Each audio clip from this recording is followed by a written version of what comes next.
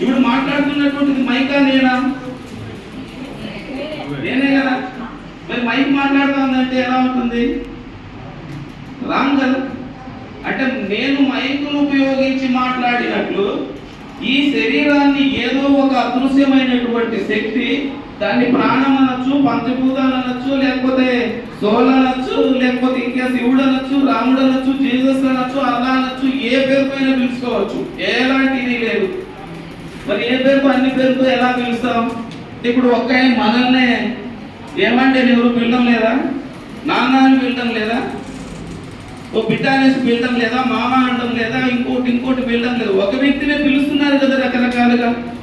అలాగా అదృశ్యమైనటువంటి చైతన్య శక్తి ఏదైతే ఉందో అది ఈ శరీరంలో పని చేస్తూ ఇన్ని రకాల పనులు చేస్తూ ఈ శరీరం చేస్తా ఉంది అని ఏదైతే అంటుందో అది అసత్యం, అదే బంధం. అప్పుడు టోటల్ గా మనం అనుకున్నటువంటి నేననేటువంటిది శరీరం కాదనేది క్లియర్ అయిందా లేదా? అంటే శరీరం చేస్తుందా? ఇప్పుడు రకరకాల పనులు చేయడం లేదు, శరీరము చేత చేయిస్తుంది.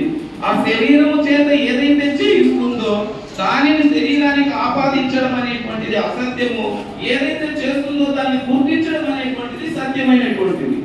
ఆ సత్యం అనేటువంటిది శరీర బంధనతో అది బంధించబడింది కాబట్టి ఆ బంధము నుంచి విముక్తి కలగడమే మోక్షం అని చెప్తాం. మరి అది ఎలా ఉంటుందంటే